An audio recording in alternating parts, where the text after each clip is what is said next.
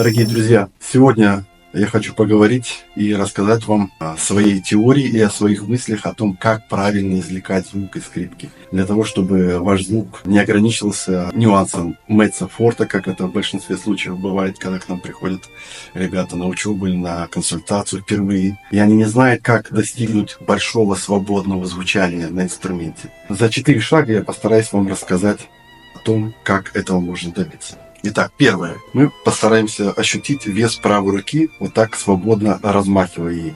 Почувствуйте, что она как бы сама размахивается и болтается. Да? В какой-то момент я забрасываю правую руку на левое плечо. Вот так. И здесь важно сосредоточиться на ощущениях, которые у нас возникают в то время, когда рука правая отдыхает на левом плече, сверху как. Да? Можно немножко поподнимать локоть вверх, для того, чтобы вес вот этой части руки, который сейчас на груди расположен, полностью переходил на левое плечо. И, в принципе, вот это вот ощущение, оно должно быть проанализировано, его нужно запомнить для того, чтобы в следующие 3 шага нам его воплотить уже в более игровых качествах. Самое важное – ощутить, что руке удобно, спокойно, она отдыхает, лежа на плече. И, в принципе, вот это положение, оно должно быть очень комфортным и приятным, когда правая рука просто отдыхает, располагаясь на левом плече. Запомнили, зафиксировали вот это вот внутреннее состояние. Дальше. Попробуем реализовать вот это вот ощущение вместе с скрипкой. И тут важно, тоже одно из самых важных моментов в сегодняшнем видео, о котором, может быть, позже будет записано отдельное видео, это по поводу держания инструмента, держания скрипки. Самое главное, запомните, друзья, это, кстати, изобретено не мной далеко, это всеми нашими музыкальными прадедами, Леопольдом Ауром, Карлом Флешем. Юрий Саченкевич в своей книге тоже пишет «Педагогическое наследие». Пишет, что скрипка у нас располагается на 2 точках опоры. Вот это самое главное. Первая точка опоры – это ключица. Ну, в данном случае, вот если я вам показываю игру, и у меня на скрипке мостик, все равно скрипка касается ключицы. Если мы говорим об игре без моста, ну вот как наши главные студенты, выпускники, они играют все без моста. Но сейчас в данном случае это чужая скрипка и чужой подбородник, что является очень важным в игре без моста. Поэтому я просто надел мостик для более такого фиксированного положения инструмента. Но тем не менее, первая точка располагается на ключице. И вторая точка – это левая рука. Вот представьте себе такое сравнение, допустим, как мост через реку. Вот это вот первая основа, первый фундамент. Это второй фундамент.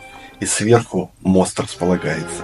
То есть это не тот принцип, который часто мы видим, я его называю подъемный кран, когда есть тело крана строительного, да, и есть стрела.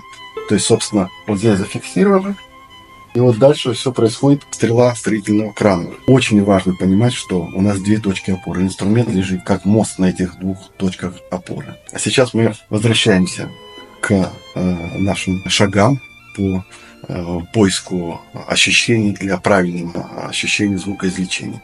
И вот, если вы помните, первый шаг был, это когда правая рука спокойно отдыхает на левом плече, то второй этап мы делаем то же самое.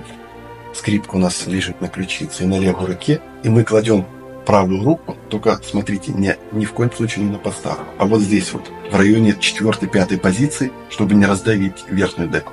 Мы кладем эту руку вот сюда.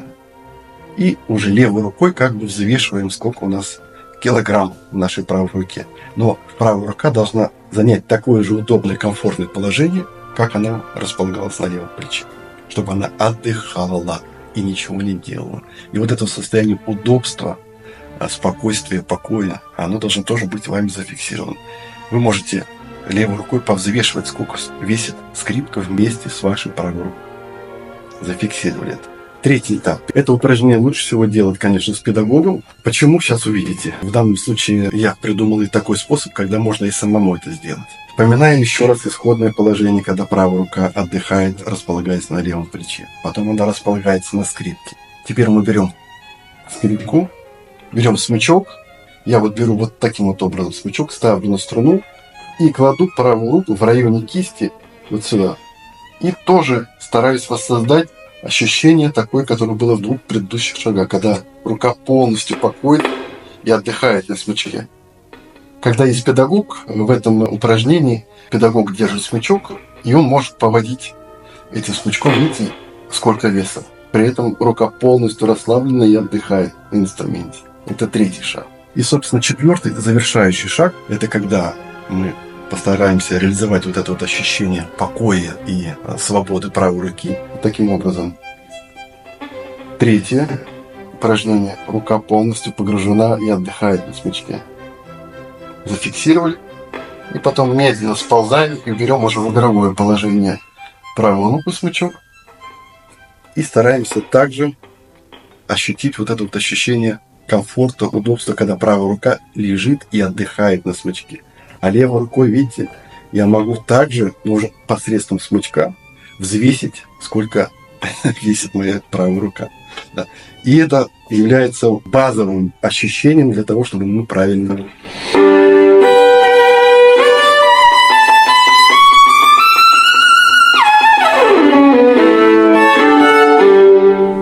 Дальше, после того, как вы почувствуете вот это вот погружение правой руки, что она отдыхает, а левой рукой вы контролируете этот вес, можно поиграть гаммы. Одна половинка целый смычок и 2/4 на пол смычка. И в каждой ноте постараться ощутить вот это вот ощущение, когда рука отдыхает и лежит на смычке.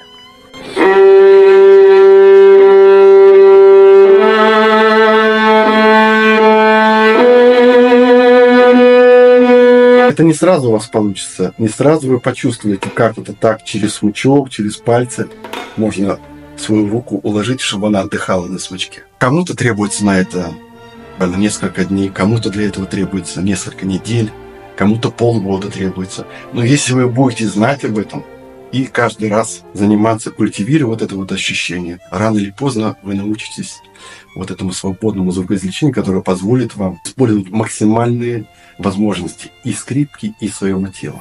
Желаю всем успехов и до скорых встреч в нашем эфире учебного процесса мастерской скрипичного искусства.